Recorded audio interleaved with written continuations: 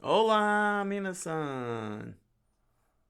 Welcome back, welcome back, welcome back for another round of hanging out here uh, on the set of the Splatterbomb Lounge. I hope y'all are doing good today. I hope y'all are doing good today. I'm doing good. Are you doing good? We're all doing good. As you can see, I got the King of Casino up. Uh, it's tonight's hangout game. There's not much to King of Casino. Well, there is. I mean, I haven't read the rule book, but um, I mean, it's a gambling game on the TurboGrafx 16. Um, is it yeah, it's on the TurboGrafx 16. I don't think it's gonna do much in terms of show material for Splatterbomb Lounge or others. I mean, I could take a look and see, but um, yeah, it's just nothing more than gambling at a casino. That's all it is. Uh, and yeah, yeah, there isn't much to this. I mean, it's got like some games in here, but I just didn't think that um, there will be enough to cover for a show. I mean, if it is, then I'll probably do one in the future episode or so on. But nevertheless, I figured give this a try, vet it, see if it's something, you know what I'm saying, or not. It depends. It all depends.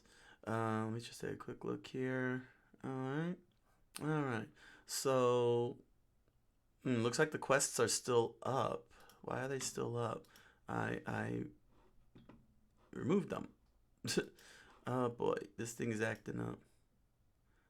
Um, yeah, and oh, that's how I'm supposed to do that. Fine. Okay. The quest were from last night with Civilization 6, so that was pretty much done. Very obsessive game, I could tell you that much. I was on it for 4 hours and I didn't even realize 4 hours was gone, and I only did the first 100 turns of the game. So yeah. Playing Mansa Musa and the country of Mali. So it's very interesting. I'm stuck with two towns. I'm not good. I'm not very good in Civilization, but gosh, that game's so fun. So fun to play around with. And I'm doing Gathering Storm, so there's a lot of flooding and tornadoes going on in the area, and droughts. Oh boy, so many droughts. And I don't even have any tiles on those droughts. Okay, so so I wanted to do some quick behind the scenes before going into King of Casino, and and take a look at the game. See that's something for a future show. That's something I'm probably gonna be doing as part of the behind the scenes things. If it's a certain game that I'm not sure if it's gonna fit, then I'll play it here. If it looks like it'll fit in Splatterbomb Lounge and or Freelance Gamer, of course, until due time when I phase Freelance Gamer back, General Gaming, correction, I phase General Gaming back into Splatterbomb Lounge and let the Freelance Gamer carry only the fighting games. Uh, so I'm still thinking on that one, but until such time, okay, now I just lost myself. I completely forgot what I'm talking about here. Okay, let me roll back here. Let me rethink this. Okay, so last week, either this week or so. Well, I mentioned this before. That I'm going to bring General Gaming back to Splatterbomb Lounge, primarily because of the output of views and well, not just only the output of views, but I'm getting the handle of playing games while voicing my characters at the same time, so to speak. RPGs, text based games, uh, are easy for me to be able to voice the characters. But what happened was that games like Sonic the Hedgehog and Super Mario Brothers 3, grip most especially because I'm so focused on trying to beat the games because of the hand-eye coordination that I wasn't doing any of the voices. And when I did do the voices, it was such a complete distraction that I ended up, losing. And the game, well, let me put it like this: I never got to finish Grip. I had to. I did a story. I did a little storyline to end Grip and quit that game. Super Mario Brothers 3. I had to play over 2 nights. A game that I can beat like the palm of my hands. Like I could slap the palm of my hand like. And Sonic the Hedgehog, I just lost in Spring Yard Zone. So yeah, and this was all because I'm trying to, voice 5 characters while playing these games at once, and so I had to hit the reset button hard. Um, so what I did was I did a soft ending, and I say soft because I wanted to revisit it. I didn't want to just quit it just because I had a few bad things. But what I did is I did a soft reset and used the time to really assess everything that I was doing right and wrong, and figured that out, and got it to and then just decided to go slow. And I just went slow. That's why Freelance Gamer exists. Freelance Gamer was the slow. You know what I'm saying? It was kind of like it's kind of like if you get your job, you start at entry level, but you think you should be starting at the supervisor level. That's not how it works, and that's what happened. I started up, I started building the house of cards with the roof instead of the foundation. So I decided, so I did a soft ending. So if anything went wrong, you know what I'm saying, I never go back to Splatterbomb Lounge. At least it had an ending of some sort. Splatterbomb Lounge ended, and I could just move about freely. But I didn't want to quit it either. I did not want to quit Splatterbomb Lounge because Splatterbomb Lounge was part of a bigger branding mission for me. Before I officially started the company this year. So basically, uh, basically, I did Freelance Gamer and tried to figure out the live streaming, figure out the fish tank, the fish tank, which is the characters that you see. Here's my finger, which is this. Every time you see the bird move, that's the fish tank right there. So I just went back to basics, doing baby steps, and I decided to do RPGs for Splatterbomb Lounge. Once I figured everything out, and I did Takeshi and Hiroshi and played that game, and saw that I could, felt confident again that I could do Splatterbomb Lounge, and I decided to focus Splatterbomb Lounge on RPGs, and those type of games, text-based games, visual novels, that kind of thing. However, now I haven't played Final Fantasy VII and gone. Well, let's see. I'm going into my 24th episode now. Yeah, yeah. That's half of a year. That was half of a year. I only in terms of doing these text-based games, I only done 3 after reviving it last year. Returning to Splatterbomb Lounge last year. That Crystalis, Fantasy Star from the Sega Ages collection, and now Final Fantasy VII. And that's 3 games that I've done in a single year, and it's like uh, I mean, that's fine. That's okay. That's no problem. The In and of itself, but I do have one heck of a catalog of games here, and I could have covered in those 25 episodes probably 25 games. Let me put it that way. I could have covered 25 games with those 25 episodes. I grossly underestimated uh, um, Final Fantasy VII, the sheer size of that game in relation to playing, in relation to live streaming, in that sense. That makes sense because I'm not sitting down for hours on end, in a single playthrough. Saying like I'm not live streaming for 10 hours or 5 hours. At minimum 2 hours, at maximum 4 hours. So, yeah, it's not wholly bad. That's probably normal for live streaming on JRPG, but it's got me assessing now going into my 3rd year. This will be my 3rd year. Yeah, this will be my 3rd year. Hold on, let me check here. Hold on. Let me check here. We're talking what? Yeah, it was. I did all of 2021. Let's see. I started around June.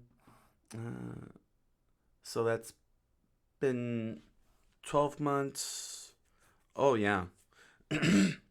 Well, yeah, I'm coming into June. So, yeah, this is going to be year 3. I'll be entering into, in terms of fiscal, uh, my YouTube year. It'll be my, my YouTube year is actually a little bit more than that. It's like 12 years of YouTube, um, but that's not the point. In terms of full-time live streaming, full-time posting on YouTube, and yeah, it's gonna be wow, man, yeah. So that's why having done freelance gamer, with Kirby, so Bunk, Astral Chain, Hyrule Warriors, all those games that I did where I was just voicing the characters in freelance gamer. Uh, say, and these were especially Hyrule Warriors, when you consider that Hyrule Warriors is a very control, hand-eye coordinated controller heavy game, and then Astral Chain with its controller design. So being able to do all those voices, do those voices with those games, I think that's good. That's good. How it turned out. Then of course there was Captain Commando. I played Baby Commando and voiced Baby Commando throughout the whole game, as well as Final Fight, and did voices on that one. Voiced Hagar. So so I think that I was able to develop it very well. Being able to voice playing those games, and I think that and so now I feel the time has come um, to shift over the general gaming back into Splatterbomb Lounge, and and allow myself to go back and forth, between playing a game like, say, Super Mario Brothers 3 and playing a JRPG. Like, I don't have to play JRPGs consecutively. I understand that. I understand that now. Now having seen my experience with Crystalis, Phantasy Star, and Final Fantasy 7, that I don't have to go consecutively. Saying especially when I'm only doing this once a week. Splatterbomb Lounge once a week. I haven't decided yet if I want to bring it in twice a week, because the fighting games, I was thinking, I'm trying to decide if I want, because Freelance Gamer is going to be exclusively about fighting games.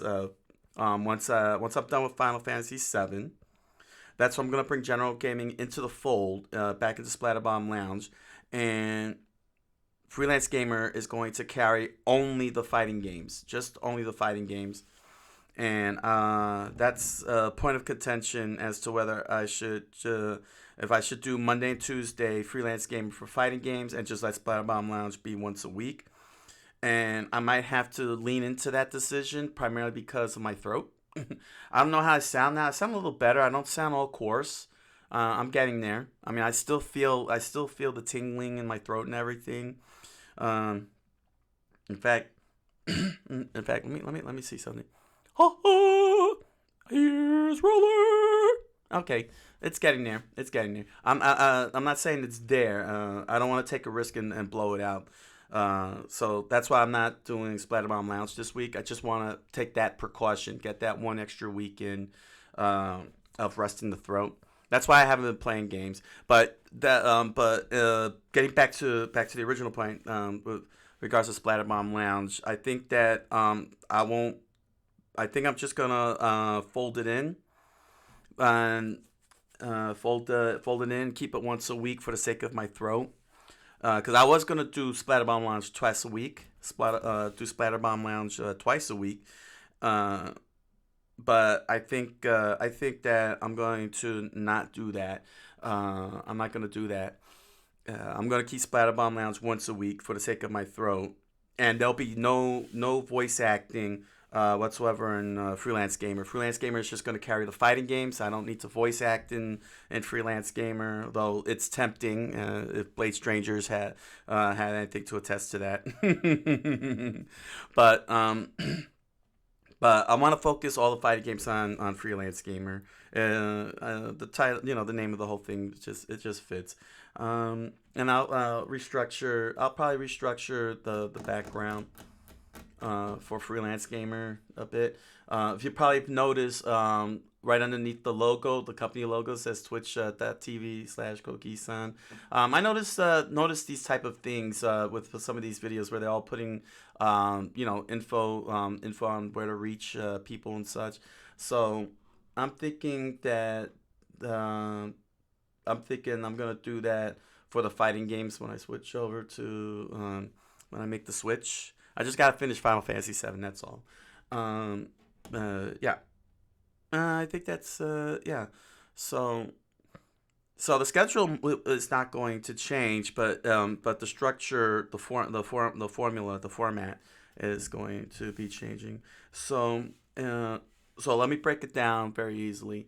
Monday and Tuesdays will still be what I'm looking to do is probably Monday and Tuesdays will be Freelance Gamer, just fighting games. Like I'm gonna drop the fighting game thing. It's just gonna say Freelance Gamer, and it's just gonna be focused on fighting games. So for all you fighting game fans out there, you get twice a week of fighting games. And honestly, I really want to play fighting games. My whole brain is going crazy over that one. So it's gonna be a total phase out. Which is gonna look a little weird on my YouTube with those playlists for Minecraft and well, I'm hoping. Well, maybe I shouldn't have done that with Civilization 6, but that's okay. It's not a big deal. Because the whole point of Freelance Gamer was to act as a spin-off to Splatterbomb Lounge, and both Freelance Gamer and Splatterbomb Lounge are supposed to acknowledge each other's existence, but it's not a big deal. It's not that big a deal. It's not a big deal. The important thing is that Splatterbomb Lounge continues on. So Monday and Tuesday, Freelance Gamer will be dedicated entirely to fighting games. Wednesdays, I'll still do behind the scenes stuff here, but I'm also gonna be, playing some of these. Where's my finger at? This is my finger. Here we go. No, this one. I'll be playing games like King of Casino, games that might not be able to fit. I mean, I know I could do it in Splatterbomb Lounge. I just don't. I don't know, because we're talking about like at minimum 2 hours. I want to try to at least get 2 hours of Splatterbomb Lounge in, which is why I don't do fighting games in Splatterbomb Lounge to begin with, because there's only so much fighting games can do within within X period of time. Just look at Under Night in Birth. That was 90 minutes of the roster run, and what was the other one? Multi Blood lasted 1 hour. It lasted about 1 hour, the whole roster run. So not all fighting games have a roster the size of Street Fighter V or Ultra Street Fighter 4. So that's why and plus I'm not voice acting on that. I'm kind of in hardcore mode when it comes to the fighting games. Like my whole mindset is straight up on the hardcore side. And I don't want to bring that to Splatterbomb Lounge, that kind of mentality. I want it, I just want to play the games, have the characters, have my characters from Splatterbomb, interact, like talk about the game, banter with each other, and then if you guys come into the chat room, have those characters talk to you guys, like you get to talk to. But at least with Freelance Gamer and this hangout, I want you guys coming in and talk to normal me, the real me, the actual me, and I'm not in a state of acting. So what I'm saying, so we can have normal conversations, because Splatterbomb Lounge, you guys will be communicating with the characters I'm voicing. That's anything but normal. It's fun. That's what it is. It's fun. So Wednesdays will be games like King of Casino, Atari. I mean, there's some Atari games that I might be able to pull off, like Super Cobra, because I've looped the game once when I was a kid, and believe me, that was a big fight to loop that game. Get through all the stages. So I'm willing to do that. for a full Spatterbomb Lounge show. Uh, there's a lot of smaller, a lot of games that are smaller. NES. I got games on NES like that. Oh, there's also the Switch games like the Arcade Archives. Like, if I can't, let me see here. So, for example, Time Attack games like Pac Man. That's why I did. That's why I did the short side. In the first year, I had like a little spin off called Splatterbomb Lounge, short side to cover arcade games like Exarian, Time Pilot, Pac Man, because there's only a couple of stage old school arcade games. So I'm figuring, I can't do a full 2 hours with them. Everybody will get tired. It'll get tiring over time. So I figured, these are something I'll play on Wednesday. I talk like right now. I'm talking behind the scenes stuff, hanging out, and then jump on in for 1 hour. To do 1 hour of gaming. You know what I'm saying? So give you guys a chance to listen to what I gotta say. If you're interested in behind the scenes stuff, or if you're interested in learning about writing or game design, if anything I say can help you all out, you aspiring writers and game designers out there and such. Saying, just, try to give you guys insight into myself, and then entertain you guys with a quick game. Saying like a quick 1 hour game. I think that sounds appropriate. I think that's actually appropriate and good. Give you all a 1 hour game. Just me being myself. No fighting game intensity. No character voices. Just 1 hour of casino. 1 hour of me gambling. But for games that do have a small size, if there's something of an incentive that can warrant me to pull off a long show, like for example, Game and Watch Gallery 4. I never had the game before. I got it last year. Though the memory was wiped out, so there was no save data, and that meant that all the games are locked and needed to be unlocked, and that was actually a perfect incentive to jump in and do a show around.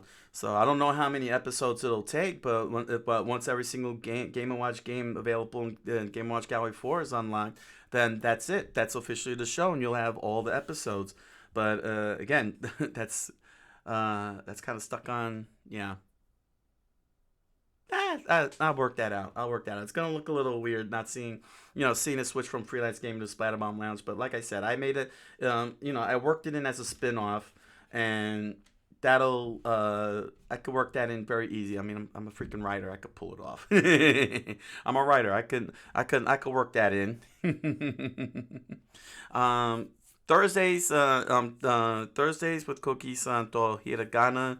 I'm back in school again. The new semester is underway. I finished Tenki Noko, which is Weathering with You. I finally finished reading the light novel, which is in Japanese. For those of you who are not aware, Koki-san to Hiragana is part of my Koki-san Japan channel. That's the only thing that I do on that channel in YouTube. I brought it here to Twitch because I didn't want to go through crazy setups for both channels. But basically, the purpose of Koki-san to Hiragana was to help me learn Japanese, and I needed a little incentive to study Japanese. So live streaming me studying Japanese was the way to go. It took me about 6 to 7 months to read hiragana, thanks to the Tsubasa Bunko books, which are a series of light novels from Kadokawa. They have these little texts above the Japanese language, the Japanese text called furigana, which is basically hiragana. Well, I want to. I'll have to show to you how that works, but that's neither. But the important thing is that I finally got I got hiragana down pat in 7 months time, and of course it started off bilingual with me speaking English and Japanese until after I got my hiragana down pat, and so now I'm focusing entirely on Japanese so that way I could speak Japanese as planned. But back in my first office, back in my first office, because this is a new office here, because this is a short roof. But back in the old office, the roof was the ceiling was freaking high. But back in the old office, I was able to go to Japanese supermarket called Mitsuwa, and I would just buy Japanese stuff there, and I would showcase that. But I would do that in English and give my, thoughts, reactions, taste testing, interesting, new foods. Like I tried natto for the first time. Those crazy beans that's all stretchy and everything. The anime trope, the one that anime avoids showing for some reason. But things like that.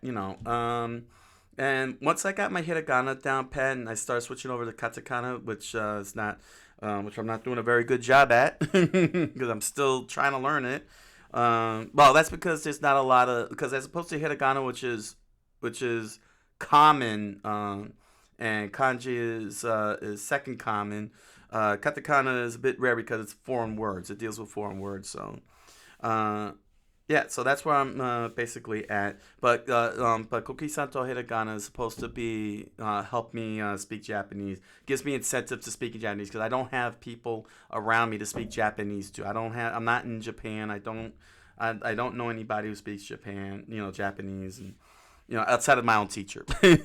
Outside of my own teacher, of course, she's Japanese. But the point is that I needed to keep talking and keep talking, keep talking, and started writing Trucker no Boken in Japanese so I could learn, so that way I could get my Japanese grammar going. It's in first person, so it's kind of like me communicating, talking to another person, which will help out. Hopefully, with me at least being able to speak Japanese. But I'm done with Weathering with You, so I'm not gonna do any more readings from this point forward. Because reading hiragana over kanji is not helping. It's called furigana. This is where they put the hiragana text over the kanji text to give you the phonetics. But the thing is that I've got to get the kanji naturally into my head because a vast majority of writings, especially in Tokyo train stations, do not have furigana on them. So it's kind of like a crutch at this point. The furigana is a crutch. It was a great read. It was a fun read. Of course, I saw the anime, so I know what was going on, mentally speaking. Where they were at as I read along. Even though I still need to learn, expand my vocabulary. But the point is that I highly recommend those books for any of you who look learning Japanese. I highly recommend it. Reading those ones. They're very aside from manga that the Jump Comics manga, which also has furigana. Yeah, if you want, it's good to read the actual novels. Read the novels with the furigana, and you'll start. Saying you'll get that hiragana down pat at the very least, and it does have katakana. So there's katakana used in these books, so that'll help out as well. But it's gonna be primarily Japanese language gaming that I had been doing that I had started doing starting with Castlevania Circle of the Moon. Thanks to Konami's release of Castlevania Advanced, having the Japanese language option there. And I just started working through there. Well, that's not true. I'm sorry. Correction. I started with Hiragana Pixel Party because that's how I learned hiragana, and I'm using it now to learn katakana. So there's going to be a lot of that being played until I can get katakana into my head and I can read it off the with no trouble like hiragana. And it's very important to do that because there's a lot of katakana. There is still a lot of katakana going around on there. But I'm going to be focusing on the gaming part. And just focus on playing Hiragana Pixel Party to learn the katakana for like 1 hour, and then jump in on the next hour with a different game. I've been trying to get as many Japanese language Nintendo Switch games as I could, thanks to the fact that it's not region locked. Problem is that they don't have furigana, which is good. Doesn't have furigana, but still, it's a tough. it's tough, but I got to push and try.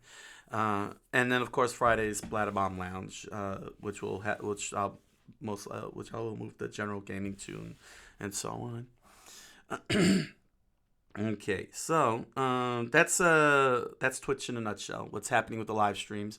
I'm hoping. Well, I am hoping, really seriously. I'm hoping that those of you who are viewing, you viewers out there, are actually enjoying it. Even if you're not here live, I really do thank you for your views. I really do. So you're probably wondering, what did I just pulled up here? Well, I'm gonna shift gears, and I want to talk about one of my other brands that I'm working on. One of the brands that I'm working on, but it's not this book. This actually is a major influence that I want to talk about quickly. Well, not quickly, but as a segue as to why you see so much here. Why you see so much how you say stuff going on with specific things with some of these specific brings, like why is it that I have Splatterbomb characters, and then I got merch going on with Splatterbomb and a theme song for Splatterbomb, and it has to do with this here. This is called the Book of Five Rings by Miyamoto Musashi. I read the whole entire thing. It's a wonderful book. It's a very wonderful book. Let me put it here. Let me see. Here we go.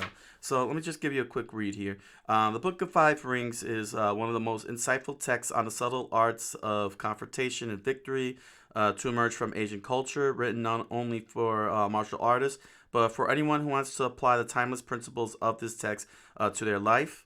The book analyzes the process of struggle and mastery over conflict that underlines every level of human interactions.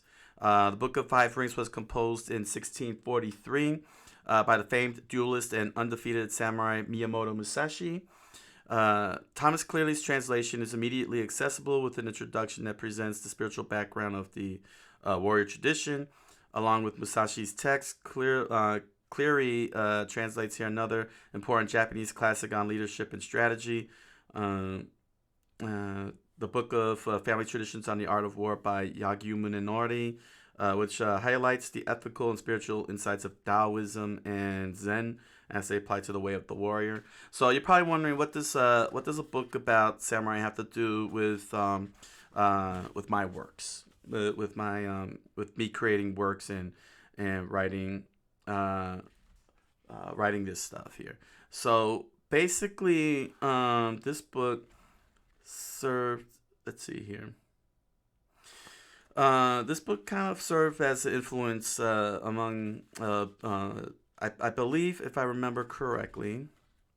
Let's see here. The preface.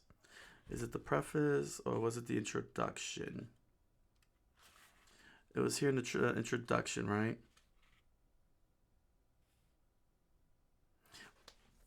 See, because this is like the code of the like this is a samurai line of thinking. I'm trying to remember here, because I know that the Hagakure was a big influence for Japanese businessmen and businesses. But this one also does similar. Let's see here. Mm-hmm. Mm. It just I wouldn't say that it teaches you how to run a business or anything. What it does is that it gives you the psychology. It's like a psychological thing. Not motivation, but understanding how you want to approach your business, how you want to approach, like it puts you in the shoes of samurai thinking and apply it to doing business and such. Um, let's see here. I know he pointed it out in here. Because I know in the Hagakure, Japanese businessmen read that book, Uh, a lot of Japanese businessmen read the book. I read most of it. I was reading that during Coqui-san to Hiragana before I switched over to speaking exclusively Japanese. But it's supposed to just give you the, um, I guess you could say the the samurai mentality of approaching businesses. Um, how you say? Like I said, it's not a motivation book. It's not teaching you how to run a business.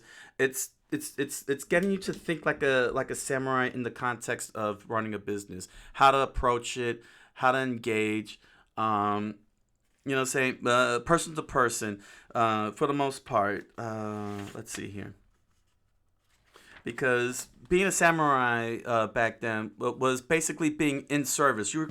Samurai was like a business in a sense. It wasn't just you weren't a soldier as a samurai. The samurai was its own class, but it was also like a business venture. Being a samurai, because you're offering up your services to lords, the daimyo, peasants who could afford it. I mean, just watch Seven Samurai. And Seven Samurai, this village, rounded up money, whatever money they could, and as much rice as they were willing to give to the Seven Samurai in exchange for their service to protect them from bandits. So samurai was, in every sense of the word, a business. They would lend their businesses if they could, if they were available, and that's how then that's what the Hagakure in the Book of Five Rings is supposed to reflect. It's supposed to give you the business side mentality of the samurai business mentality, and apply it to the more modern day businessman. There we go. That's perfect. That was a perfect way to explain it. Because it was technically true. The government would hire samurai. People would hire samurai. Samurai was a business. It legitimately was a business, and the and the code of Bushido, the honor of the company, saying the business and everything, it's all there, and so this is a major influence. So this, Japanese culture has been a very major influence in how I'm engaging, my company, as well as all my works, like The Impossible Man and Splatterbomb, uh, and so on. So let's see here. So the Book of Five Rings, which I read completely, and I have to keep emphasizing that. What I'm saying, I gotta be, I gotta take the cue from Robin Williams' character Sean in Good Will Hunting, when Will challenged him. Oh, did you read these books? He's like, I had to. Yeah, yeah, I gotta. Yeah, you're like, did you read that book? Yeah, I had to. but but it's like the application of the martial arts mentality, the samurai mentality. Uh, you know, uh, saying like relationships, business relationships. How not to let your company get, not to disgrace your company, that kind of thing. What I'm saying, you have to see it, from that perspective. Let me see here.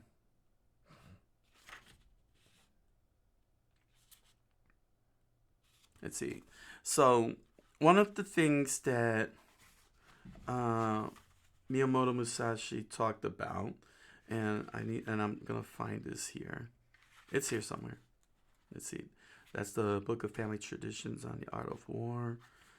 Another that which is by Yagyu Minonori. It's in this book as well. Basically, it's not just the Book of Five Rings, but they also included is um, the Book of Family Traditions, like the Life Giving Sword, and such. But let's see here. Uh,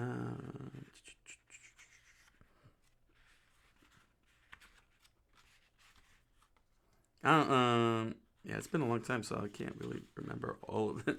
I can't remember all of it, but there was, yeah. See, like On Rhythm in Martial Arts, The Earth Scroll, State of Mind in Martial Arts.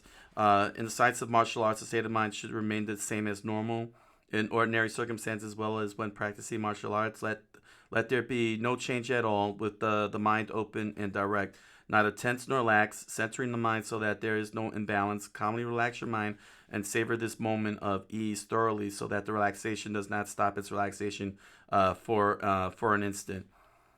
Even when still, your mind is not still. Even when hurried, your mind is not hurried.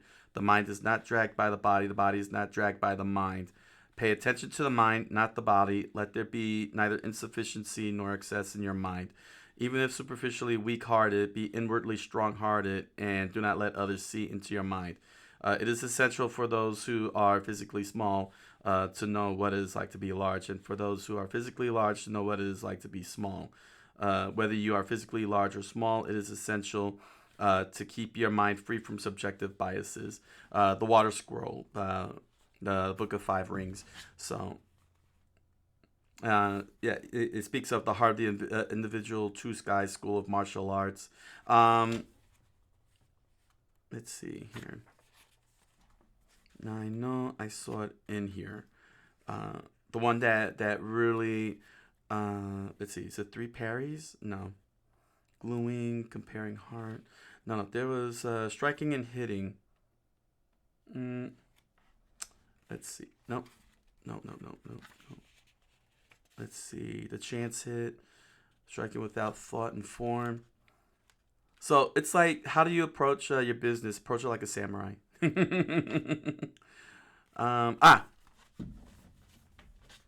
Two swords. Yeah. So basically with in the Book of Five Rings, it speaks of carrying two swords.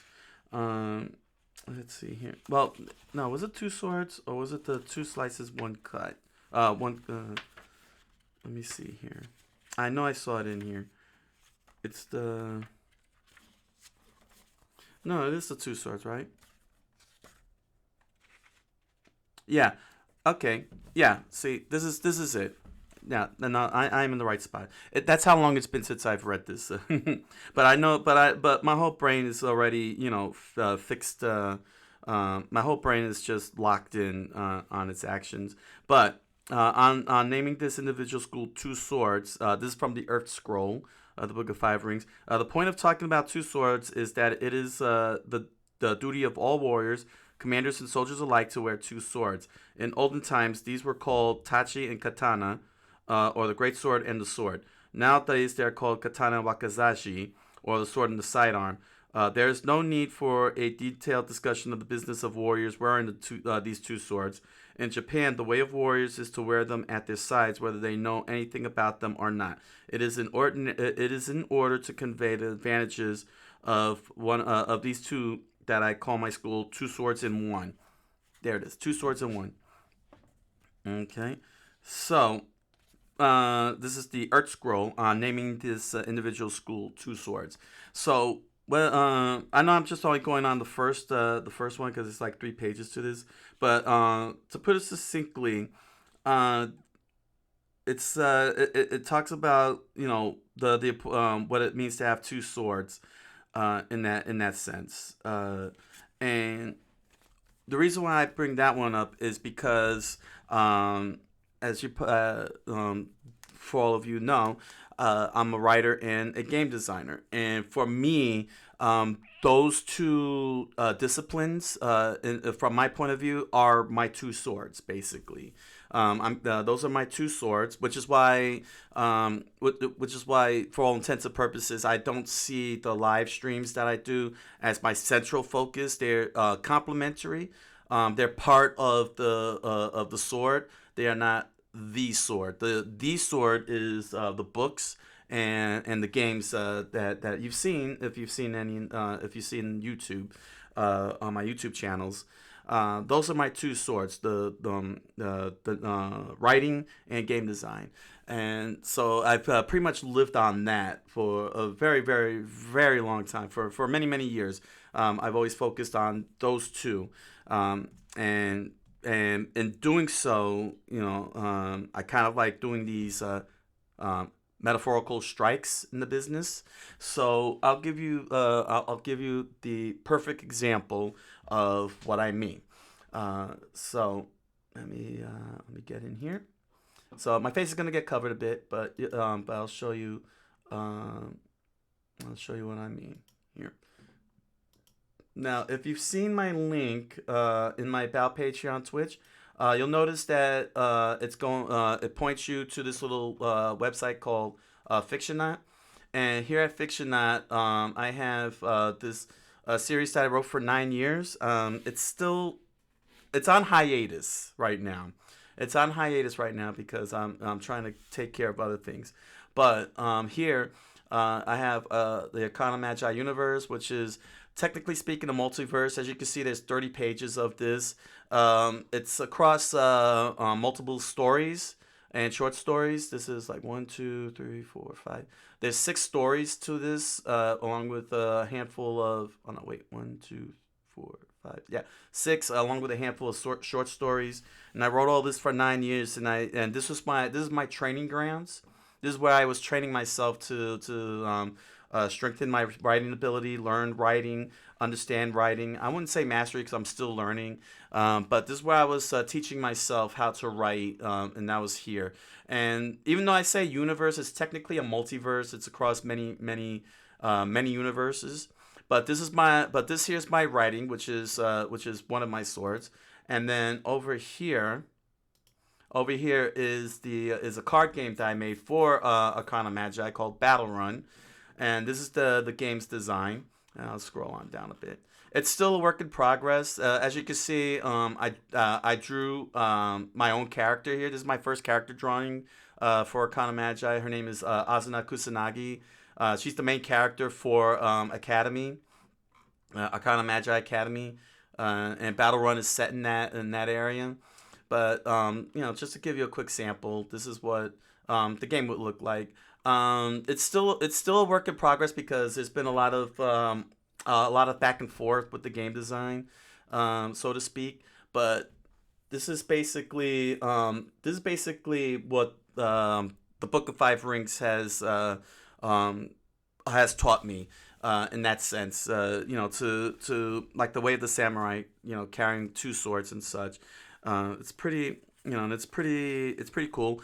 That's what's happening with Savage Strikers. If you've if you saw me a couple of weeks ago, I was doing the first 5 chapters, the first 5 pages. Sorry, not chapters, pages. Let me see if I could find it. Here, let me pull this out. Let me pull this up. Here we go. Okay, let me pull this up. So you see, so so I have this one going up. Wait, where you at? No, let me. Sorry. Sorry. It looks like I'm pressing all the wrong buttons here. I apologize for that. Thankfully, this is behind the scenes. Thankfully, it's behind the scenes and not an actual thing. Yeah, there it is. This is Savage Strikers that I started writing. I'm already 5 pages in at the moment of chapter 1. But now that I finished the game, I'm working on the storyline. Working on the story. Sorry, I'm in Coqui-san told you. I'm sorry about that. Here we go. Here we go. I really screwed. Yeah. Yeah, I didn't do good with my stream deck here. No, it's not that I'm switching the stream deck. It's I'm switching these scenes here. So I apologize for that. But again, to the point. This is Savage Strikers. I'm 5 pages into the first chapter at the moment. As you can see here. As I scroll up and down. So while I'm trying to get the game itself published, now I'm dealing with the story to do that. So yeah, this is pretty much what the Book of Five Rings brought to me in terms of engaging in business ventures and such. and that's how I'm approaching the and that's how I'm approaching this. If you notice Splatter Bomb, I do have a board game. It's pretty much it's in the same situation as Savage Strikers, but its situation is a little different. That's a back end thing. I can't really go into details on that, but I do have the board game, and of course I have the live stream, which is carrying the story and the world build. I don't know why I'm putting in quotations for. It is an ongoing story and such, but yeah, um, I recommend reading this for those of you who might be interested in in looking for something, something of well, if you're looking for something to I wouldn't say motivate. This is not a motivation. Something to allow you to understand yourself in terms of being a business person. If you want to try to understand um, how you might like, if you don't have a sense of direction, or if you feel like you want to, if you want something, if you're just looking for something to um, really, really give you a different type of thought process for running your business. Like if you feel like you hit a roadblock, or you're frozen, or it's getting stale, and you wanna heighten up how you run, how you want to run your business. I definitely recommend the Book of Five Rings. Let me fix that up. There we go. The Book of Five Rings. This is a pretty awesome book. It comes with, and it also comes with a second section from Yagyu Minonori, the book of Family Traditions on the Art of War, which covers things like the Killing Sword, very violent, the Great Learning, beating the grass to scare the snakes, that kind of stuff. Tempo, and so on. The Normal Mind. This is so that's from Yagyu Munenori. And then you have, of course, Miyamoto Musashi in his Book of Five Rings. Powerful sword blows in other schools. Mm, that kind of stuff. Where, how much time we got? We still got time. Let me see if I could find this one thing. Of course, table of contents exists for a reason. Let's see here. So, yeah, see, like the individual school, two swords, rhythm, gripping the long sword, the state of mind, physical bearing, focus in the eyes, things like that. These is for the most part, this is like teaching you how to use a sword, but for modern times, it's been applied in the thought of doing business and such nowadays, along with the hagakure. Let's see here. There was something that I saw. The single stroke. Mm. I'm looking for it right now.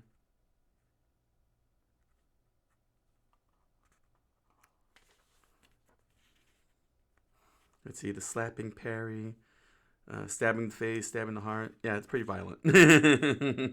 Striking and hitting. Hmm.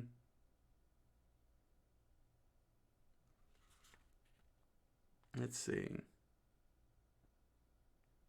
Becoming new.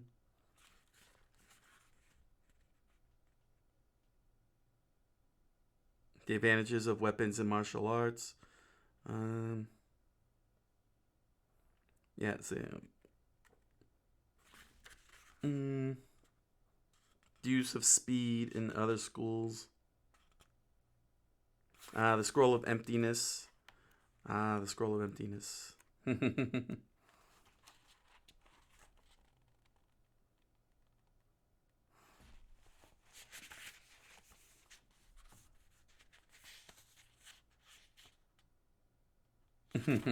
Sorry. Sorry. It's just Sorry, I shouldn't even be reading this inwardly. But there was let me see, was it here? Because there was I think it was called one one slice, two cuts, or was it two slice, one cut? I might have missed that. That might have been in a different book then. I can't now I can't remember if it was in this. The first principle. No, this is Munenori. Yeah.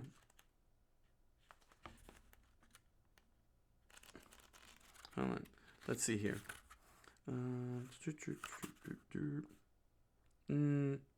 This is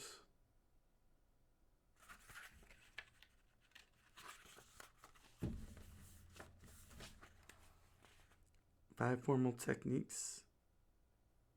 Is that it? 31. First technique. Let's see.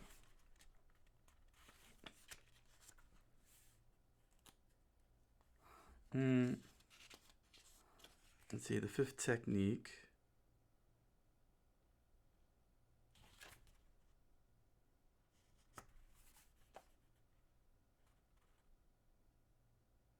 Let's see, striking down opponent in a single beat, the rhythm of the second spring. Strike without thought or form.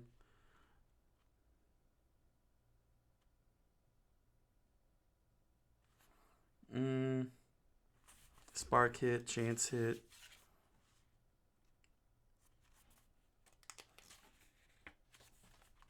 Striking and hitting.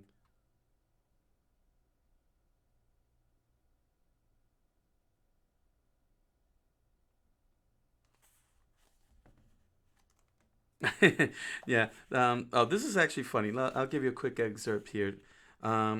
Striking and hitting, the water scroll. By striking and hitting, I mean two different things. The sense of striking is that whatever stroke you employ, you make a deliberate and certain stroke. Hitting means something like running into someone.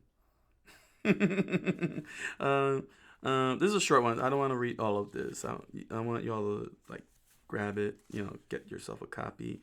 The body blow, comparing height. It's pretty awesome. The cry. Is this the one? The single stroke? No. I completely forgot if this was the one about the. I thought this was the one about the where you get two. I think one strike, two cuts. Stomping a sword, knowing the state of affairs, knowing disintegration, becoming. Yeah. Dang.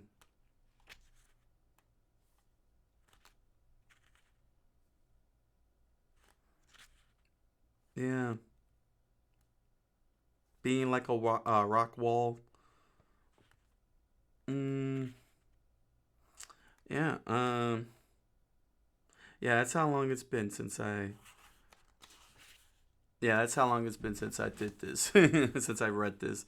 So I must have confused it with another book that I read, but this one most definitely is a major influence in how I've engaged in doing my dealing with my works and such. So that's why when you hear me say I'm a writer and game designer, it's because of this book here. I carry two swords. I carry game design, the sword of game design, the sword of writing, and I'm out here samuraiing all of y'all. I'm out here playing samurai chess. So yeah, that's pretty much it. I know I know it was somewhere in there, but yeah, that's how long it's been since I last read that. So let's see here. Let me just remove this here. Yep, remove that. All right. So let's do some King of Casino today and relax for the rest of the evening. Thank you all. Thank you all for listening to what I have to say and my indulgence. There we go. I hope it's not too loud. This game. It's pretty low when I was listening to it, so I had to bring the decibels up. So I hope it's not too loud. Let's switch over. There we go. Okay. There we are. So let's see here. Welcome y'all to our casino. I'm in the Fast West. Anyway, do normal, one player, new player.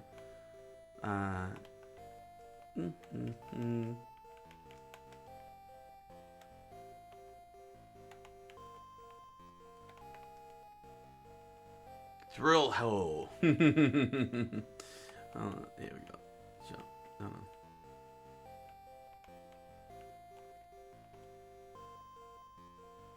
New player. Okay, that is a weird way for me to erase the names here. Or better yet. There we go.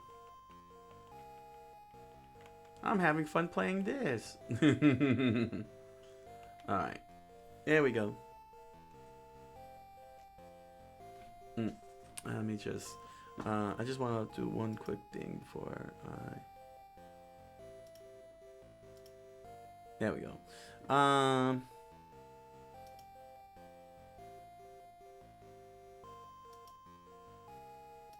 Yeah, the quest, I need to fix the quests here, don't I?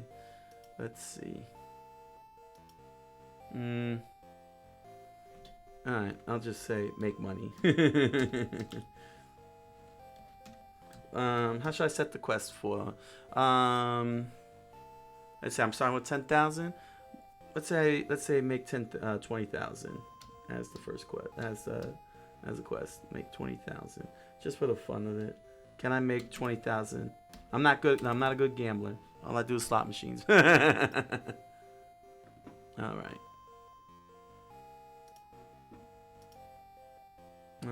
This overlay will not let me erase. No, huh? Wow, this is actually a little. Yeah, this feels a little annoying. Let me try something here. Now, let me see here.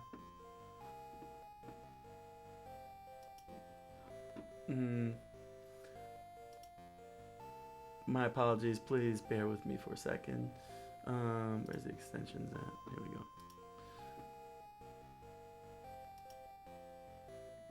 Yeah. Okay. Edit. Save. Close. Let's see. Let me see if that changes everything.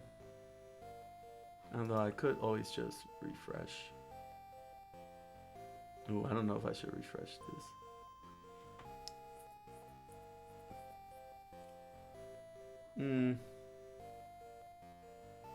Let me see. I'll gamble that.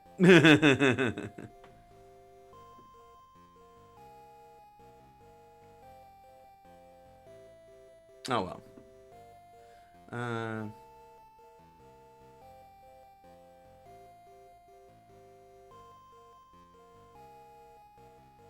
Actually, I should have had it say just. Oh well. That's on me. That's on me.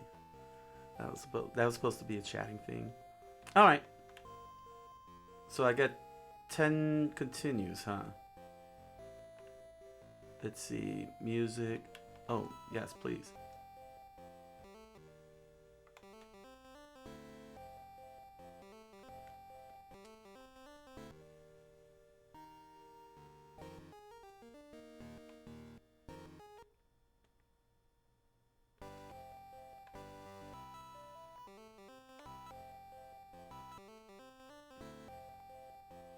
Ew.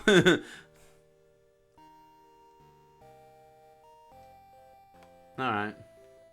What's my graph here? Poker, blackjack, slot, roulette, Keno. Shop data. I don't know what any of this means for me. Well, I got the rule book, but I'm not gonna read the rule book. I'm gonna do exploration. What's exit? Oh, okay.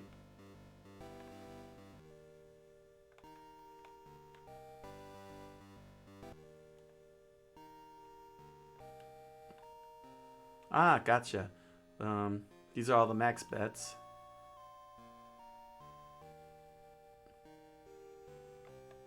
Blackjack. Oh, that's cool. They have max bets here. Hey, slot machine. Let's see. Let me try this one. Ah, $1. The whole $1 coin thing. When was this made? I don't remember. Oh yeah, was it like that? Yeah, it was like that. I can't remember. Hey.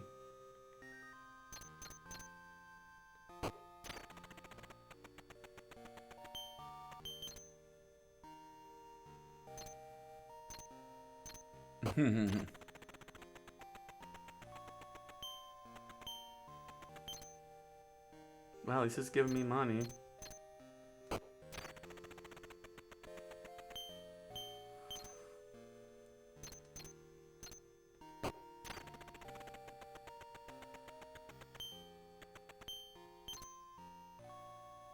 Interesting. Let me try a different slot machine here.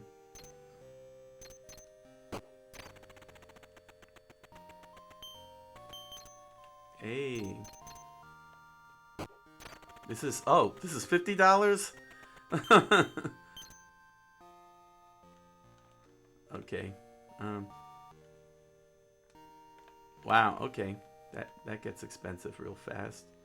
$50. Wasn't there a $10 one? Yeah, here's a $10 one. Will you play? Sure. Place a bet. I'll start with 30. Let's see. Let's see how terrible I go. Let's see. Okay, I got a pair here. Draw. Dang, got nothing out of that. Hello. We got ourselves a viewer. How you doing? There we go.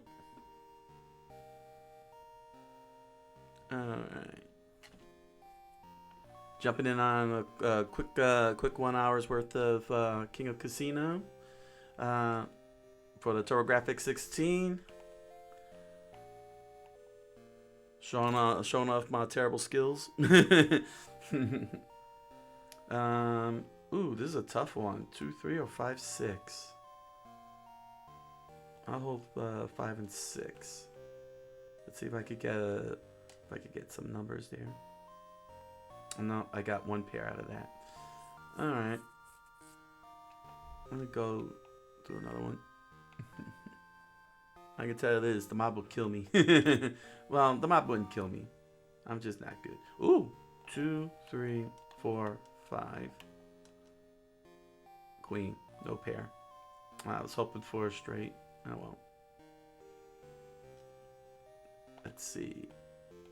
Drop another 50. Let's see. 7, 8, 9.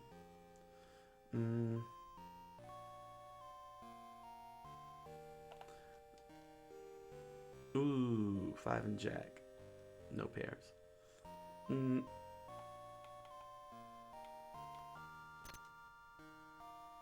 Thanks for coming by. Got a pair here. Ace, 10, 8. One pair, not good enough. Alright, let's go somewhere else here. Let me try. Ooh, blackjack.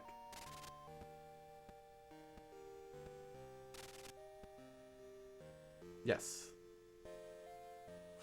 Alright, I got a jack here. I'll put I'll put in 50. Queen. I'm gonna. Oh, yeah, stand. Yes, I will stand. Dang.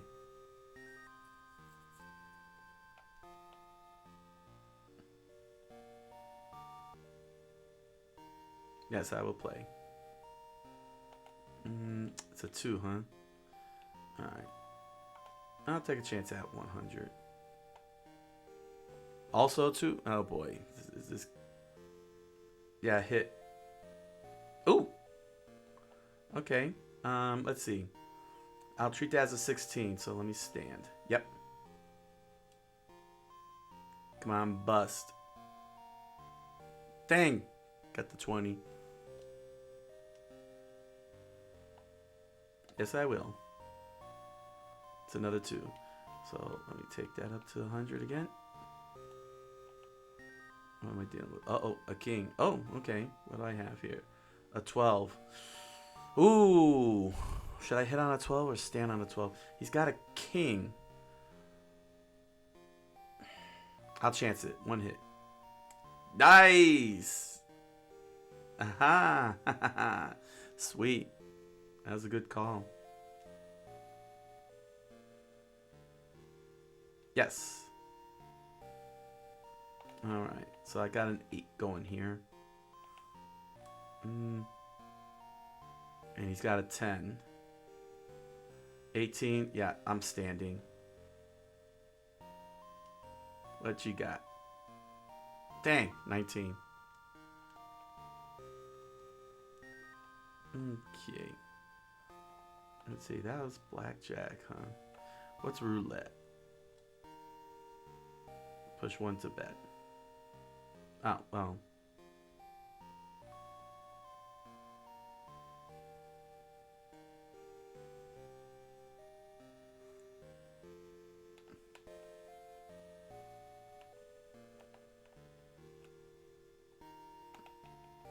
I say 8 and 9. Let's put this up to 50.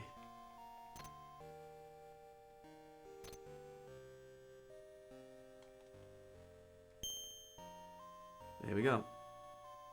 Or did that work? That didn't work? I don't know.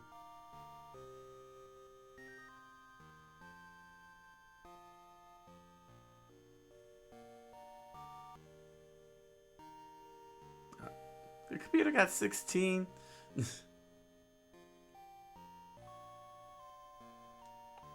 Alright.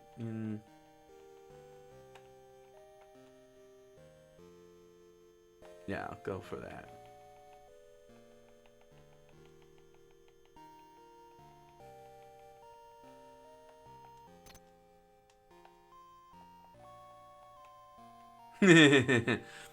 Red or black, I'm gonna win either way. Bet on both. Yeah, let me bring that all the way up to 1. There we go.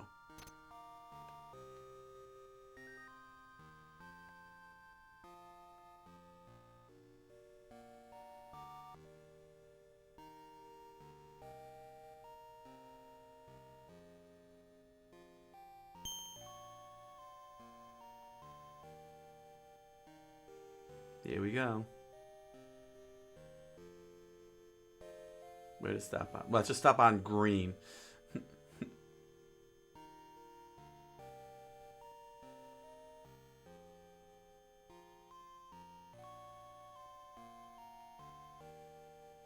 No, I got $100.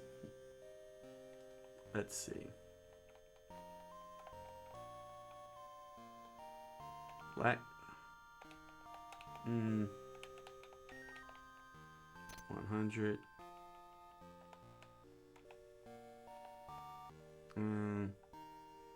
Even 100. Yeah. Alright. Let's see if I can get black even.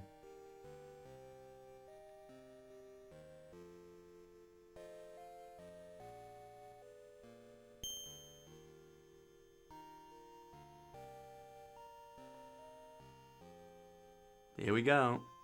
What did I get? What did I get? Hey.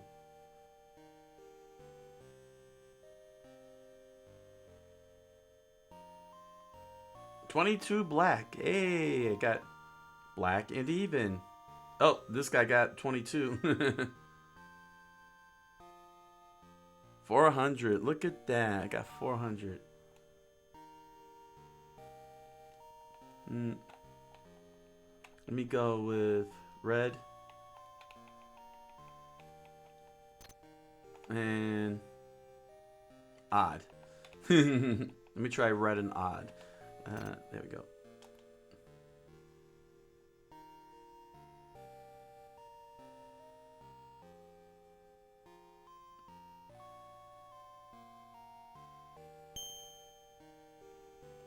What did I get? What did I get? No, it was even. No. Red even.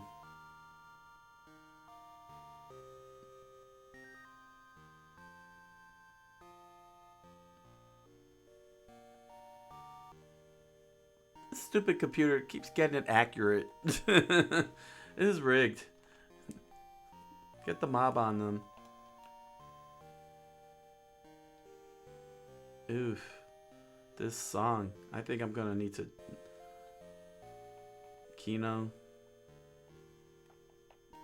Yeah, exit. Where's my... Wow, this Papaya Casino. Cherry Casino. Blueberry. Lemon. Orange. Who wants to go to the fruit casino? Casino the Apple. Let's go to Casino the Apple.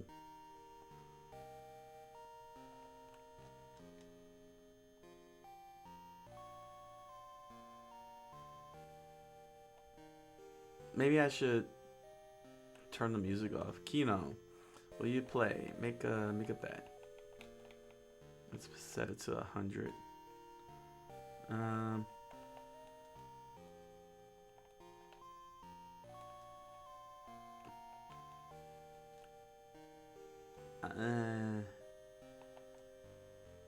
I don't know. Should I?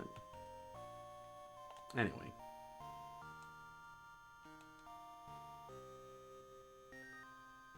Five out of 2. Okay, I guess that's the way it works.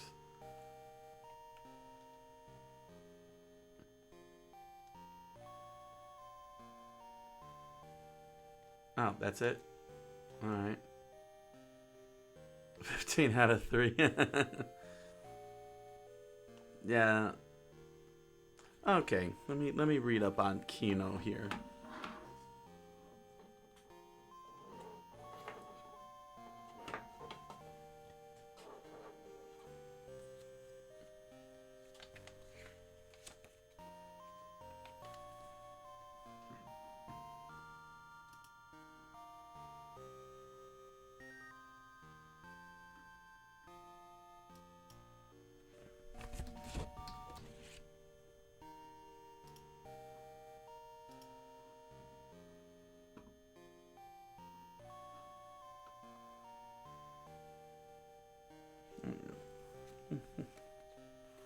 Let's see what we got here.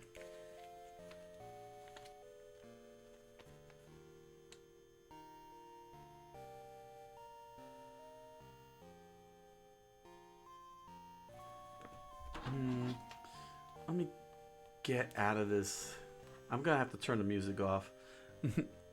This is not good music. No, it's not. There we go. All right.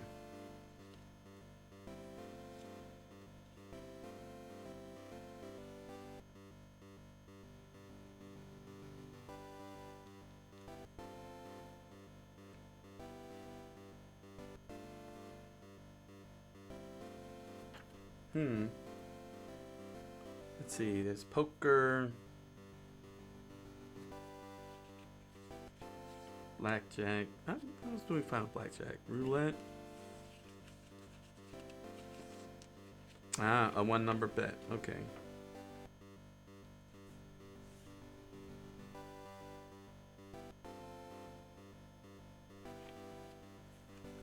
machines in Kino. Kino cards are purchased from the Kino lady. On the card are the numbers from 1 to 80. Out of these, up to 15 numbers are selected and the card is stamped. When this is done, the dealer who runs the Kino game selects 20 numbers at random. The amount you win is based upon how many of your numbers match those of the dealer. Kino is like a lottery and has maximum payoff of 50,000 times your bet. Kino offers an exhilarating feeling that makes you want to get in on the action. You can get to play Kino in one of two ways: when the Kino lady appears, or by walking over to the Kino board. In normal mode, the Kino lady suddenly appears while you're playing other games. If you participate, Kino proceeds automatically and the results are shown within a few moments. When you play Kino while playing another game, if you leave the casino or run out of money before the results are displayed, the winnings are not paid out. Okay.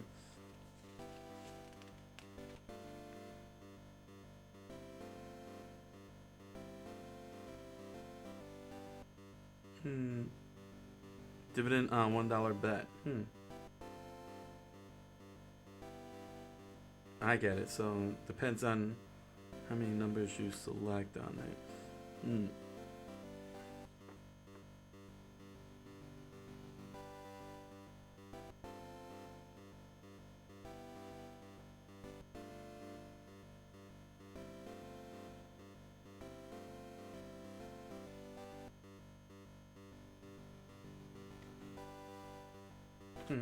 Never split a pair of tens. That's this game's advice, huh?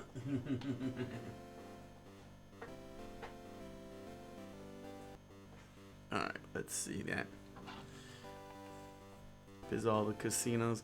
That's a lot of casinos, given that they only have only a few casino games. Let's see here, tomato.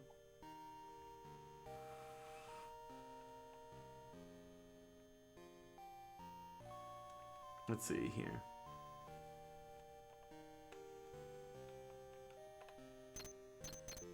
Let's see if I can win here.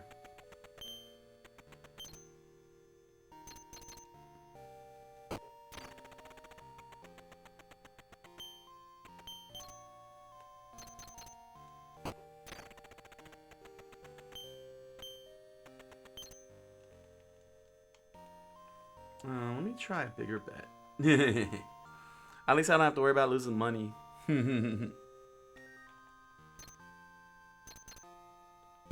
Let's give this a try. Ooh, this one's a little more evil here.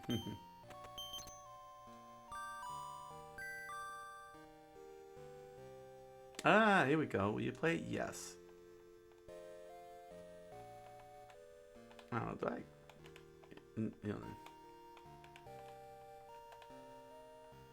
Sure, you know what? Why don't I do it? 1,000. Why not? 2, 3.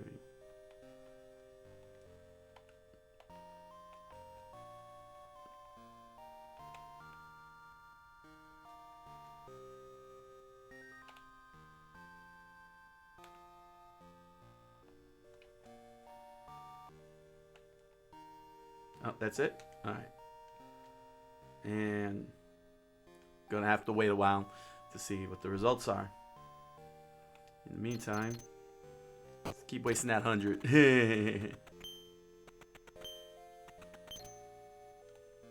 Okay. Let's move on to another section. Blackjack. Yes. Ooh, a 9. Let me take that to 50.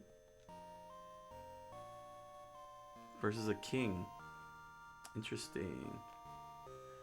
15. I'll stand on that. Queen. Yeah, that's the thing. Computers are already in anticipation. Queen. Yeah, I'll put it to 100. 8. What do I have? 17. Definitely stand. Watch it be a king. Watch it be a 10. Oh, it's a bust. Nice. I got 200 out of that. Do I feel? We got the results. Hey, look at that. I got 7,000. Oh, wow. I got 7 right. That's pretty awesome. Well, I fulfilled that quest. Well, not yet. The quest is the quest is technically how do you say 20,000. 20,000. So let me do 2,000. I feel pretty bold. Actually, that's a low number. I should play 100.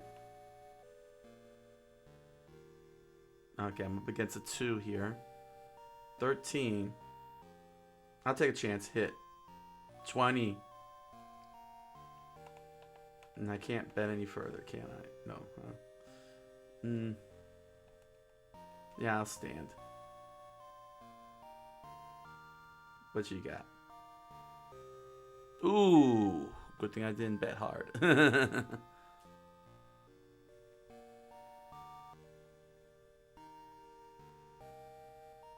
Will I play? Yes, I will. An 8. I'll go 500 on this one.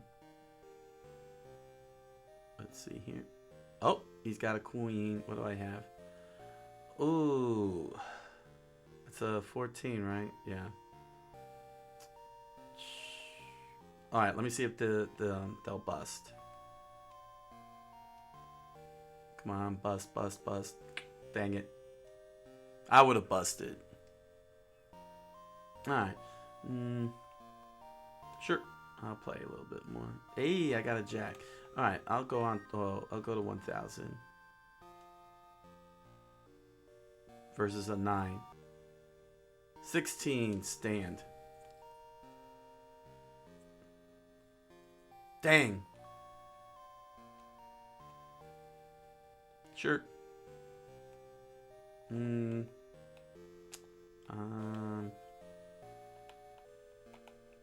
I'll just play 100. Play it safe. Versus a 3. 16. Yeah, I'll stand. I think I'm gonna lose this one.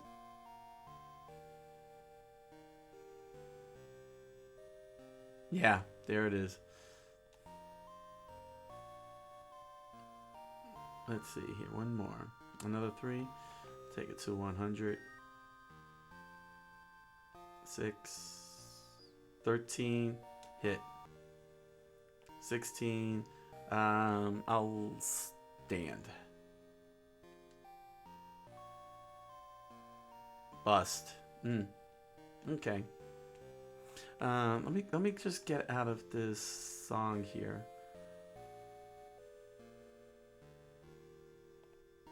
Exit.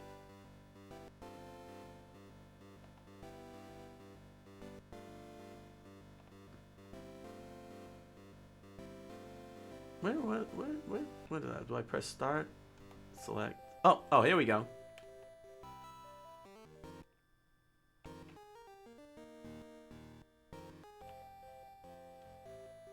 Let me see my graph here. Woo, look at that. Look at that. Kino gave me the big boost there. And so then I declined a bit. That's interesting. Casino guide. Alright. Let's see what this is all about. Casino the Apple. 4-star rating. 3 tables. 28 slot machines. Interesting. Papaya. Ooh. Alright. So it seems the Apple... Okay, it looks like the Apple is the best place to go. Casino the Apple. What about the Peach Casino? Ew. Interesting. Alright. So, let's go to Apple the Casino again. Casino the Apple, I mean. Apparently this got a good payout. Minimum 100. Yeah, alright, I'll give this a try. Sure. King, ace. Oh. Oh my gosh. Yes. Hold, hold, hold, hold. Yes. Straight flush. Oh, look at... What?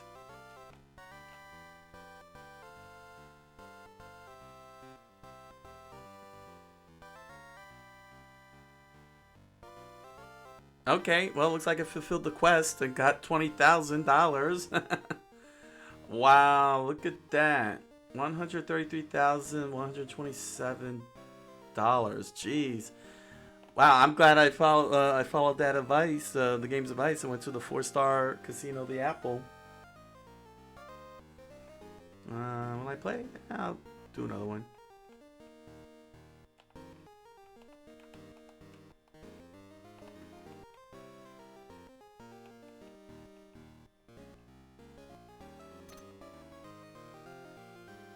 Oh my gosh, what the heck? Yo, yes, yes, yes, yes. Draw. No pair, that's alright. I feel like I already beat this game. It's like, who cares about the money at this point? No, I'm not gonna play anymore. Wow, what that's crazy. That was pure luck. Let's see, 6. I'll open up with 500. I can only do 500 minimum. 3, what did I get? So let's see, 7, 13. I'll chance it. Okay, that's good. 17, stand. 13, bust. Yeah, got. I won. I won that one.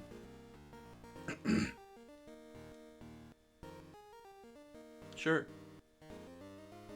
8. I'll take a chance with 1,000. Alright, he's got a 2.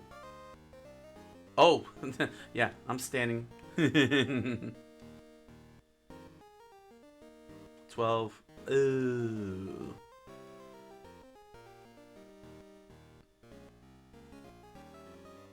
Sure. 9. Oh, 2,000 is the max. I'm allowed to go. Okay, 2,000. Uh oh, this is it. A 10. Ooh. I'll double that. Ooh. That's a 12. Yeah, I lost that. Alright, let me move on to another table. Hey, let's check out the slot machines here. 250. Sure, I'll do the 250.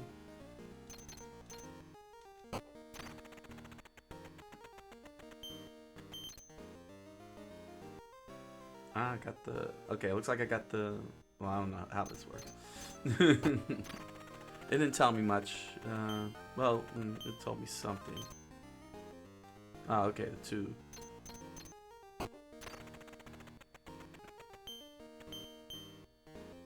Nope.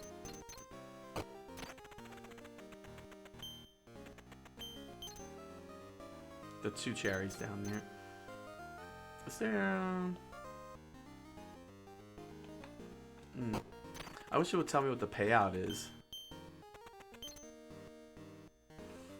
That's interesting. It's not telling me what the payout is. Like, what do I need to get? Let me see here. Slot machines.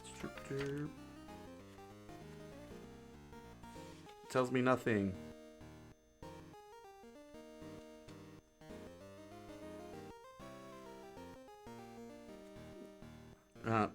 Playing a slot machine is simple. When you put a coin in the slot and pull the lever, 3 drums rotate. When the drums stop, you win based upon the combination of pictures that line up. The number of coins you bet determines the number of rows where you want the pictures to line up. That's it. 1 coin, 1 row middle. 2 coins, 2 rows, middle and upper, 3 coins, upper, middle, and lower, 3 rows. Each machine takes a different amount of money.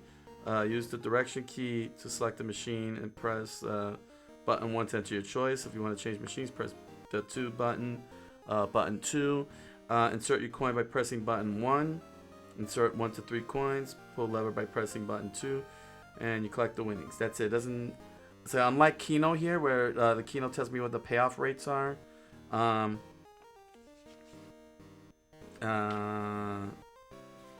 Slot machines don't.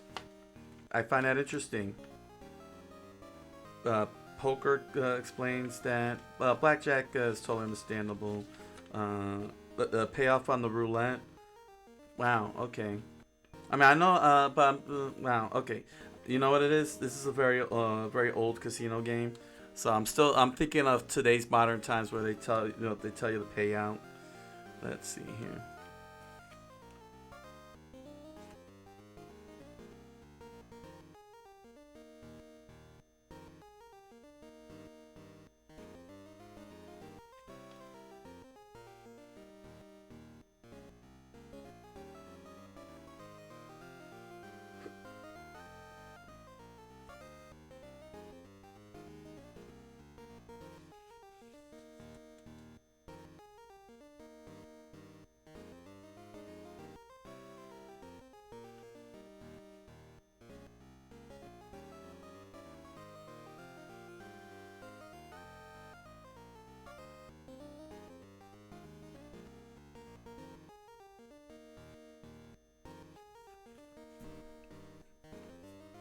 Huh.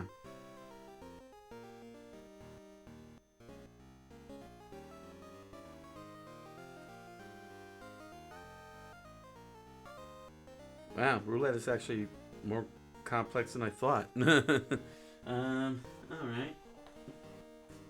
That was weird. Okay. Let's see.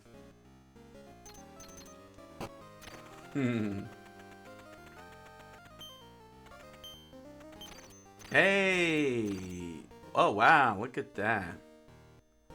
3 pineapples. That was a lot. Alright, let's see.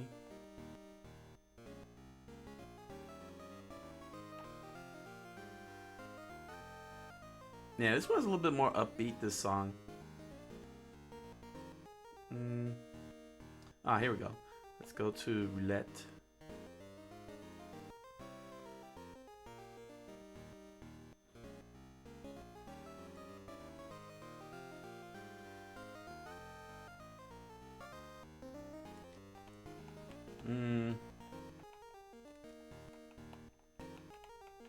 I'll set 1,000 here, and I'll do 1,000 here.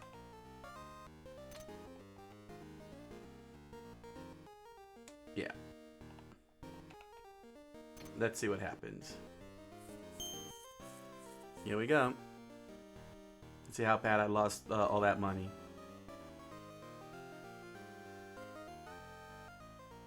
That bad.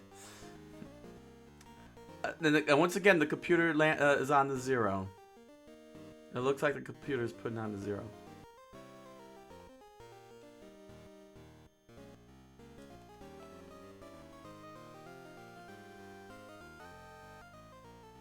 What does these letters mean?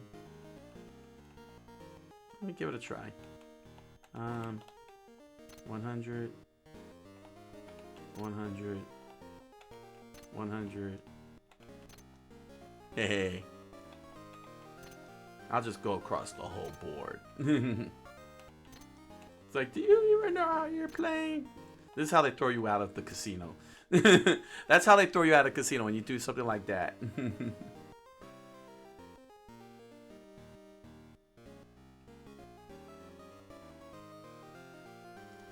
Okay, it looks like it's gonna land here.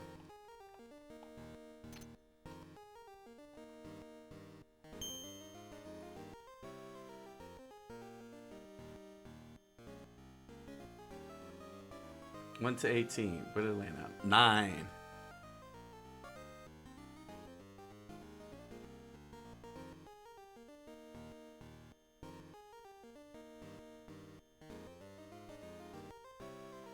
Again, or is that just marking? Oh, that's why I got to keep. Wow, I get 2,900. That's cool. I guess that's the supposed to be the mark. I guess. I'm assuming. Sure. All right.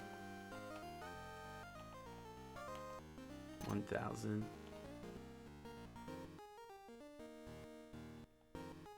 Sure. Here we go.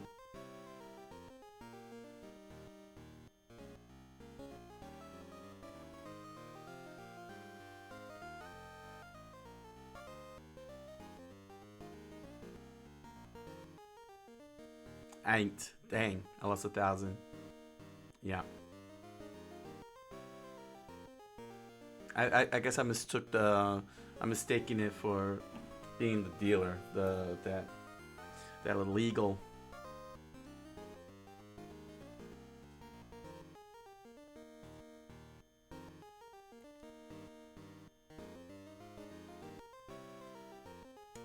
Let's see.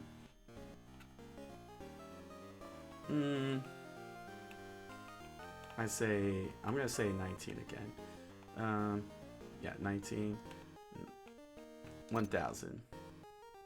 Let's see.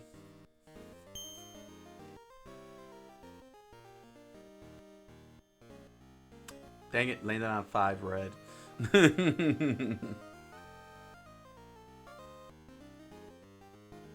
Ow.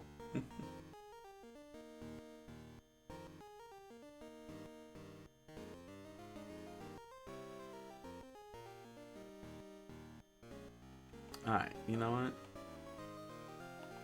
I say it's gonna go over to here. Okay. And I'll say even.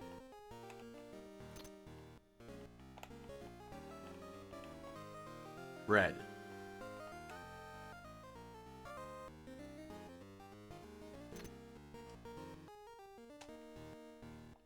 No. There we go. Alright, let's see what happens. Hmm.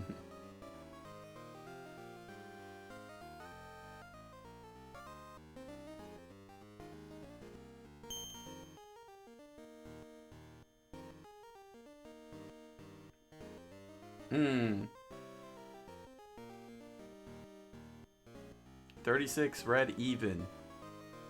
36 red even. Haha, got it all. Nice. 6,000. Oh, that was awesome.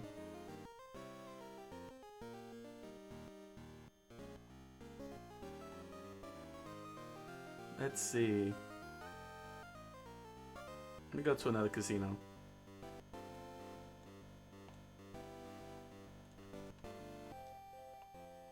How does it look here? Hey, look at that. The money went up.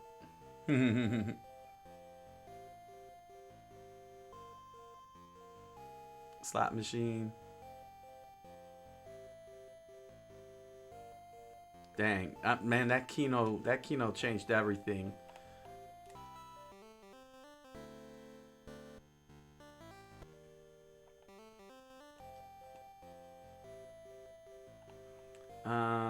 Let me see here. Shop data. What about here? Casino melon, kiwi fruit, papaya. Ooh, the cherry casino, huh?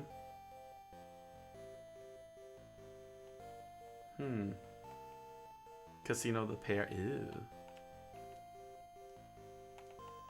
Blueberry. Lemon. Ew. Orange. Ooh. Alright, I'll have to look for cherry and orange. Cherry and orange.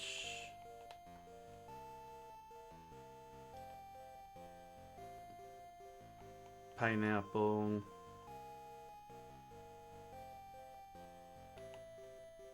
Alright, so let me go to cherry first. Exit. Where's cherry? Oh, here we are, cherry. Let's see how this works out. Poker. Oh, wow. Blackjack. You know what? Why not? Sure. What's my card here? Ooh, ace. Sure. I'll throw in the 10,000. I'll high roll this. Got a 5. Okay, I could use that as a 15. I'll stand. Bust, look at that. Hey, hey, hey. Look at that. Got 20 grand out of that one. Sure thing. What's my next number? King. Hey, hey. I'm max bet 10,000. Oh, I'm against a 3. Ooh, yep, I'm standing. You better be accurate and get that 21. Yep, I won. Look at that. I'm high rolling today. Sure. What number do I get here? Another ace. Of course. Oh, watch it be a blackjack. That would be awesome. Okay, that's a 15. I'll stand. Bust. Yo. Oh, this is awesome. I'm winning. Sure thing. A 6. Okay. I'll go half this time. 5,000. I might not get a good number out of it. Oh, okay. I'll stand. Sure. That his face. That's a scary face, man. All right. Look at that. Dang. Yes, indeed. I will play this. 3. So, again, I'll stick to 5,000. Okay, he's got a jack. I'm going to lose this one. Hit. Oh, okay. I got a 15. Let's see if I can, let's see if he'll bust. I took away his best card there. Nah. Okay. He got me. Sure. 3. 5,000. What we got here? 4. Interesting. Hit. That's a 9. Hit again. 19. Stand. All right. He busted. I'm almost to 200,000 here. Oh, Keno time. Hey. Yes, indeed. Yes. Yes, yes, yes. Max bet 1,000. Sure.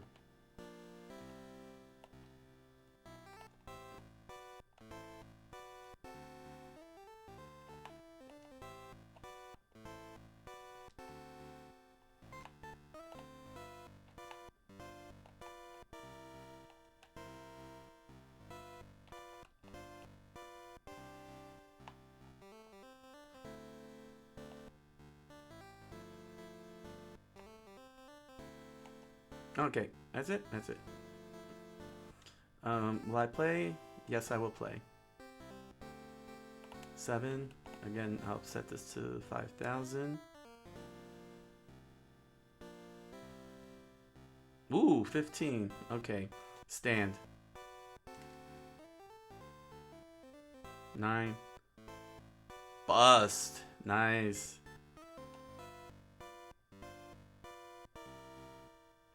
Let's see. Do 5,000 again. 6. Oh, yeah, I'm standing on that. That's all right. Yes, I will. I'm doing good here. Keep it at 5,000. Ooh, it's a queen. 1, 2, 4. It's 14. I'll hit. Yeah, I busted. I would have lost anyway because that was a 10. Yeah, I'll play again. 5,000. So there's a 7. Oh, crap. Here we go again. I'll take a hit. Alright, that's a little better. I'll stand. 15. Dang. Alright, I think I better... Oh, here are the results. I only got 3 this time. Yeah. Alright. Sure. 8. Let's see. Say the 5,000. Ooh, yes, I shall stand. Come on, bust. Ah, lucky. Alright. The casino caught on to me. Run away. Run away. Let's do the slot machines here. 250. Ooh, they got cherries and lemons here. Cool. Let's do it. Ooh, they got the bell. I think the bell's the jackpot.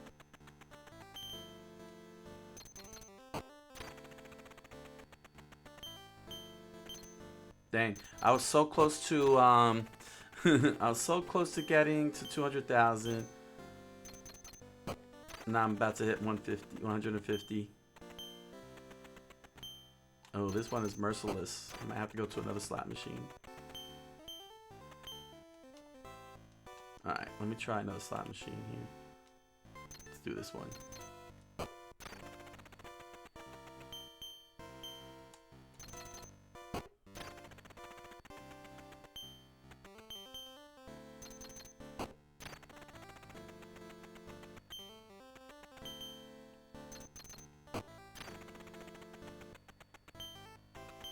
One more. Ah, almost got the bell.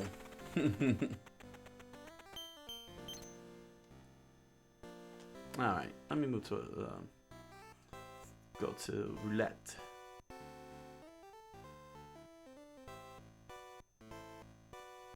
All right, just went over. All right, let's see here. I would say 1 to 18.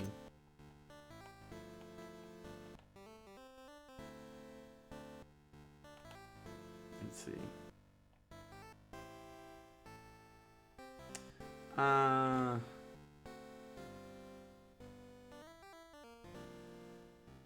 1 through 18.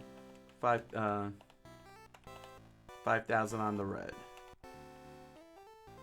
5,000 red. Yeah. No. Dang it. 5,000 red. Okay. Let's see if I got it.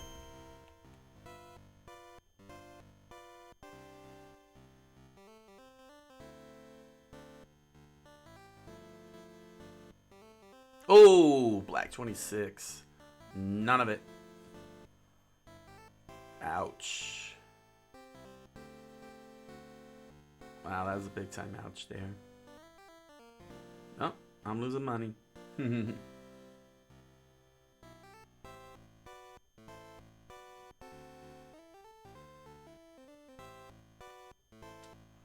Alright, let's see. Let me go here for 10,000. I'll say even for 5,000.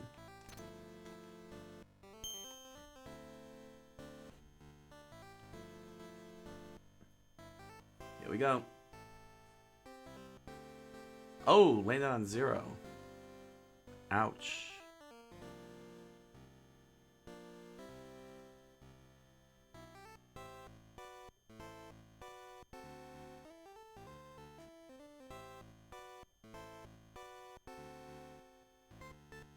Alright.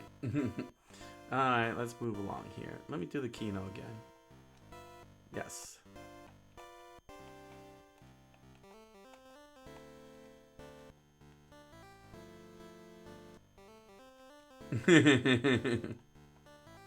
Got nothing.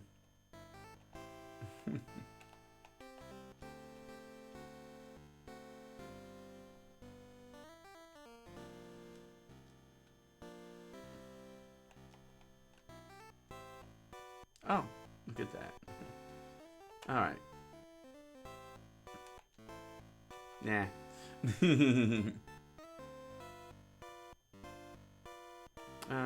Let me just do poker. Yeah, poker.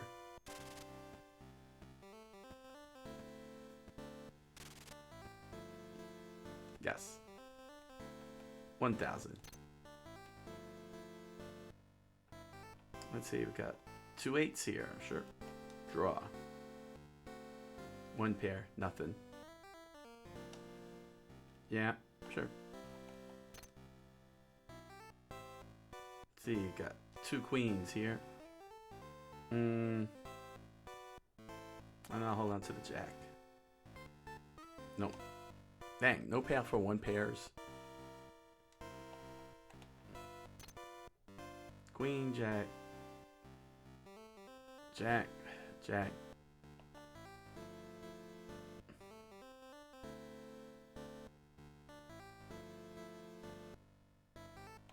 Draw. If I held on to the king. If I held on to the king or the. Let's see here. Oh, this is a tough one. I'll just draw again. 1 pair. Okay. I'm gonna have to go to another dealer. Ace, ace. Draw.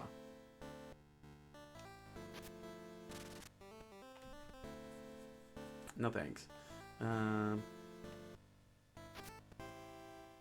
Sure.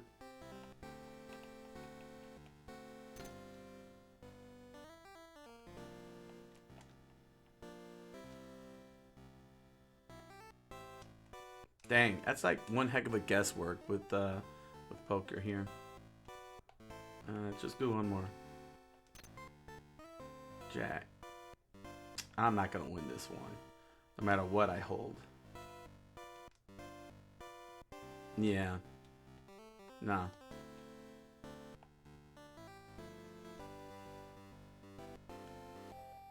All right. Let me see my stats here. Yeah. Okay. Okay, well, that was King of Casino. There we are. And, of course, the Book of 5 Rings. This was, it was pretty fun. That was actually pretty awesome that Kino got me over the hurdle. So I was expecting to make only 20,000 for the quest, but I fulfilled the quest and exceeded the $20,000 that was laid out. Thanks to good old Kino. Yeah, so I'm ending at 123,240,000. So there's no way I'm gonna lose this game unless I go crazy on the gambling, which I was. But you know, hey, you know, it's a video game, no consequence. So with all that said, thank you all for joining me, and I wish you all a good night, buenas noches, and hoy su minasai.